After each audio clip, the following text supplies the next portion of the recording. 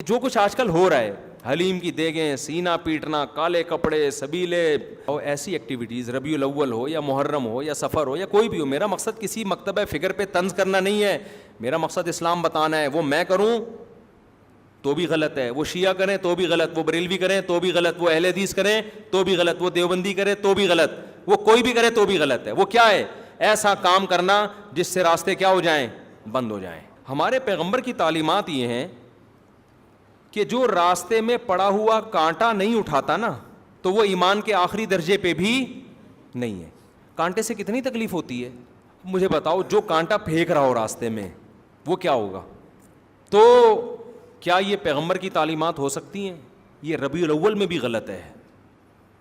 آپ جا رہے ہوتے ہیں، اچانک یہاں سے راستہ بند، پولیس والے کہہ رہے ہیں ادھر سے جاؤ، ادھر سے گئے وہاں سے راستہ بند، ادھر سے جاؤ، 1 گھنٹے کا سفر 2-3 گھنٹے میں۔ اس میں ہم کیا دے رہے ہیں انسانیت کو؟ کیا حضرت حسین کی یہ تعلیمات ہیں؟ کیا رسول اللہ صلی اللہ علیہ وسلم کی یہ تعلیمات ہیں جو ہم ربیع الاول میں کر رہے ہوتے ہیں، جو محرم میں کر رہے ہوتے ہیں؟ کیا صحابہ کرام کی یہ تعلیمات ہیں؟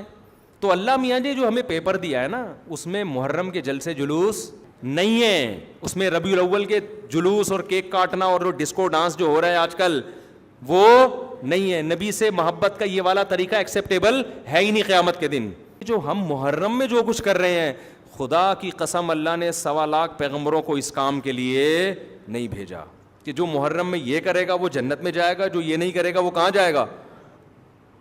جہنم میں جائے گا۔ یہ جو کچھ آج کل ہو رہا ہے، حلیم کی دیگیں، سینہ پیٹنا، کالے کپڑے، سبیلے، میں ابھی آ رہا تھا گھر والوں کو پہنچا کے، تو 1 گھنٹے کا سفر ہم نے 3 سے 4 گھنٹے میں طے کیا ہے۔ ادھر گئے تو وہاں سے روڈ بلاک، ادھر گئے تو وہاں سے روڈ بلاک، ادھر سے نکلے۔ میں سوچ رہا تھا یار یہ ہمارے پیغمبر کی تعلیمات یہ ہیں کہ جو راستے میں پڑا ہوا کانٹا نہیں اٹھاتا نا، تو وہ ایمان کے آخری درجے پہ بھی نہیں ہے۔ کانٹے سے کتنی تکلیف ہوتی ہے، زیادہ سے زیادہ چبھ جائے گا، نکال کے پھینک دو، اور اس چبھنے سے گناہ بھی معاف ہوتا ہے۔ حدیث میں آتا ہے ایک کانٹا بھی چبھتا ہے تو ایک گناہ معاف ہوتا ہے۔ تو اس کانٹے کو جو نہ ٹریفک کو روک رہا ہے، لوگ اس کانٹے سے ٹاپ کے بھی گزر سکتے ہیں، اس سے گلی بند نہیں ہو رہی اس کانٹے سے۔ وہ اگر پڑا ہوا ہے نا اور آپ اٹھاتے نہیں ہو اس کانٹے کو، تو پیغمبر کے مطابق آپ ایمان کے آخری درجے پہ بھی نہیں ہو۔ حدیث میں آتا ہے ایمان کے نا 70 سے زیادہ شعبے ہیں، سب سے اعلیٰ شعبہ تو کلمہ توحید ہے، اس سے بڑی اسلام میں کوئی نیکی نہیں ہے۔ سب سے کم درجہ کیا ہے؟ اماطۃ الاذی عن الطریق، راستے میں کوئی بھی تکلیف دہ چیز ہے، کانٹا پڑا ہوا ہے، کوئی پتھر رکھا ہوا ہے، اس کو راستے سے ہٹا دینا، ڈالنا نہیں، راستے سے۔ یہ بہت اہم حدیث ہے، بس یہ بیان کر کے میں بیان ختم کرتا ہوں۔ اس کو راستے سے اگر آپ نے نہیں ہٹایا تو اس کا مطلب آپ ایمان کے 73ویں مقام پر بھی نہیں ہو، بے ایمان ہو۔ سیدھا سیدھا ترجمہ یہ ہوگا حدیث کا، وہ بے ایمان ہے،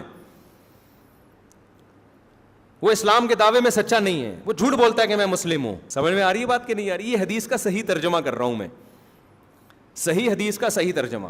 اب آپ مجھے ایک بات بتاؤ، اس کانٹے سے گلی بند ہو رہی تھی؟ بولو نا۔ ٹریفک جیم ہو رہا تھا اس سے؟ کسی عورت کا حمل ضائع ہو رہا تھا اس میں؟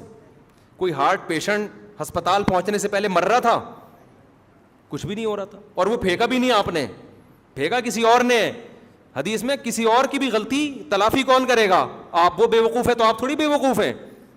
اس کانٹے کو اگر آپ نے راستے سے نہیں ہٹایا، اس پتھر کو سائڈ پہ نہیں کیا، تو حدیث کے مطابق آپ کیا ہیں؟ صحیح ترجمہ یہ ہو کہ بے ایمان ہیں آپ۔ مجھے بتاؤ جو کانٹا پھینک رہا ہو راستے میں وہ کیا ہوگا؟ جو ہٹا نہیں رہا، ایک وہ ہے جو ہٹائے بغیر گزر جاتا ہے، لیکن دوسرا وہ ہے جو راستے میں کانٹا کیا کر رہا ہے؟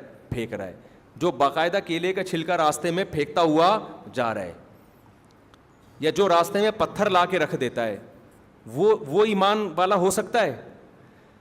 بولو نا بھائی۔ یہ تو اس سے بھی زیادہ بدبخت ہے کہ جو کانٹا پراپر طریقے سے پھینک رہا ہے باقاعدہ۔ نبی تو جو نہ ہٹائے اس کو مومن نہیں کہہ رہے، جو پھینکے وہ کہاں سے مومن ہو گیا؟ اور آپ بتاؤ جو وہ کام کرے، حالانکہ اگر کوئی کانٹا پھینک کے چلا جاتا ہے اس سے بھی ٹریفک جیم نہیں ہوتا، ایک گلی بھی بند نہیں ہوتی، گلی میں بھی محلے میں لوگ زیادہ سے زیادہ کانٹا پھلانگ کے چلے جائیں گے، کوئی بڑا نقصان نہیں ہو رہا۔ بہت بڑا نقصان یہ ہوگا کہ وہ لگ جائے گا کسی کے۔ یہی ہوگا, اس سے زیادہ کچھ نہیں ہوگا, تو نکال کے پھینک دے گا باہر, یہی ہوگا نا. لیکن آپ مجھے بتاؤ ایسی ایکٹیویٹیز ربیع الاول ہو یا محرم ہو یا سفر ہو یا کوئی بھی ہو, میرا مقصد کسی مکتبہ فکر پہ طنز کرنا نہیں ہے, میرا مقصد اسلام بتانا ہے. وہ میں کروں تو بھی غلط ہے, وہ شیعہ کریں تو بھی غلط, وہ بریلوی کریں تو بھی غلط, وہ اہل حدیث کریں تو بھی غلط, وہ دیوبندی کرے تو بھی غلط, وہ کوئی بھی کرے تو بھی غلط ہے. وہ کیا ہے؟ ایسا کام کرنا جس سے راستے کیا ہو جائیں, بند ہو جائیں, جس سے آپ کے پورے ملک کا نظام کیا ہو جائے, معطل. تو کیا یہ پیغمبر کی تعلیمات ہو سکتی ہیں؟ یہ ربیع الاول میں بھی غلط ہے. آپ جا رہے ہوتے ہیں, اچانک یہاں سے راستہ بند, پولیس والے کہہ رہے ہیں ادھر سے جاؤ, ادھر سے گئے وہاں سے راستہ بند, ادھر سے جاؤ. 1 گھنٹے کا سفر 2-2 3-3 گھنٹے میں, اور بعض دفعہ تو پہنچتے ہی نہیں ہے لوگ, کیونکہ راستے تو محدود ہیں نا.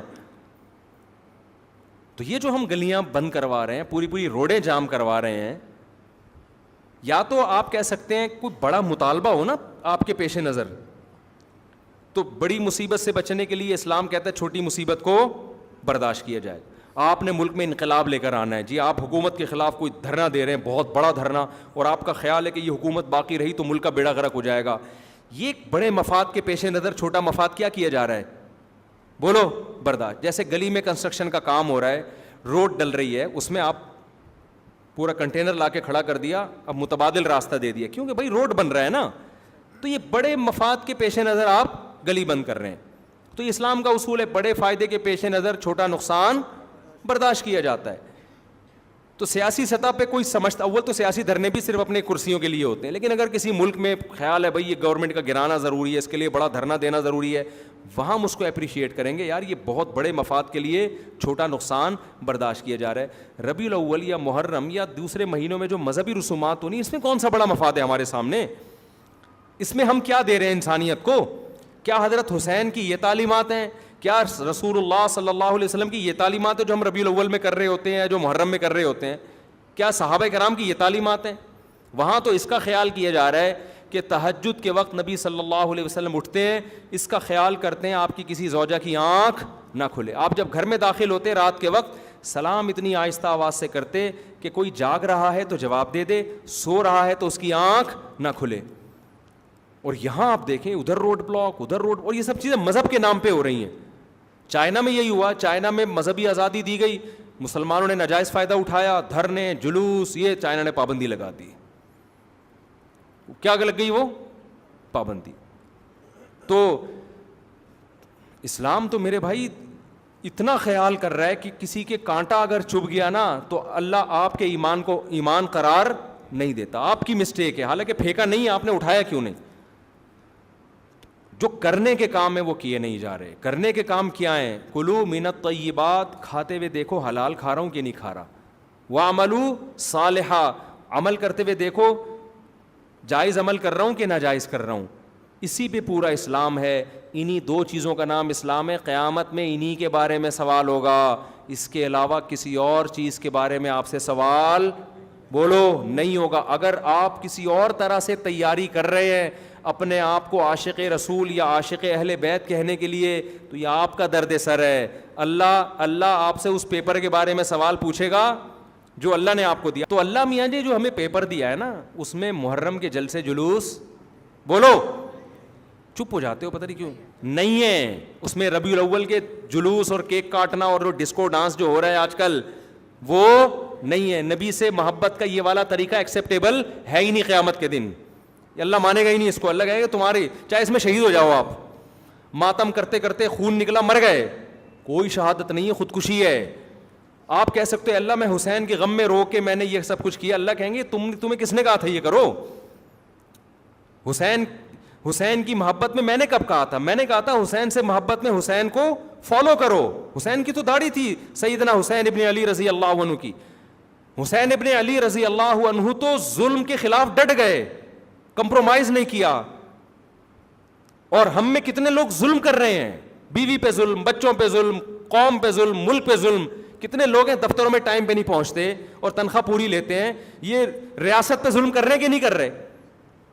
ظالم بن کے آپ ماتم کر رہے ہو اور آپ یہ کہہ رہے ہو کہ حسین خوش ہو جائیں گے, نبی خوش ہو جائیں گے. نہ کوئی بھی خوش نہیں ہوگا. میرے بھائی ان حرکتوں سے شیطان خوش ہو سکتا ہے، بدعت کی وجہ سے وہ کہے گا تم نے اپنی آپ کو ایسی چیزوں میں کھپا دیا جس کا نہ تم کو دنیا میں کوئی فائدہ ہے اور نہ تم کو آخرت میں، بلکہ مزید گناہ اس لیے ہے کہ ان چیزوں سے غیر مسلم اسلام سے دور ہوگا. کبھی بھی غیر مسلم یہ منظر دیکھ کر اسلام کے قریب نہیں ہو سکتا.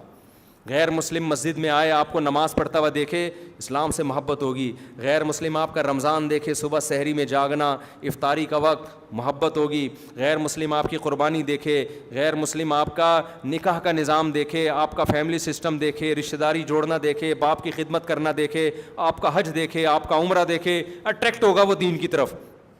نہ آپ کا ماتم دیکھ کے اٹریکٹ ہوگا، وہ کہے گا یار یہ کیا وحشیانہ عمل ہے، یہ تو ہیومن رائٹس کے خلاف ہے. تو اس لیے اپنے آپ کو چاہے شیعہ ہو چاہے سنی ہو، ایران میں بھی ماتم پہ پابندی ہے، پتہ ہے آپ کو، کھلے عام نہیں کر سکتے. آپ کو ان چیزوں سے اپنے آپ کو بچانا ہے. ربیع الاول یا محرم میں، حلیم میں سبیلیں لگا کے، ماتم کر کے، کالے کپڑے پہن کے، یا ربیع الاول میں ہرے ہرے بن کے، ناچ گانا کر کے، لائٹیں تمبو لگا کے، حلوے بانٹ کے، یہ سب آپ کا ہیڈ ایک ہے. اللہ اس سے متاثر نہیں ہوگا. آپ یہ کچھ کرتے ہوئے مر بھی جائیں، شہید بھی ہو جائیں، اللہ میاں نے اس کا اجر نہیں دینا. اللہ کہیں گے وہ پیپر ہے ہی نہیں جو میں نے دیا. تم اپنی طرف سے اخپل طریقے سے کر رہے ہو تو کرتے رہو، کوئی فائدہ نہیں.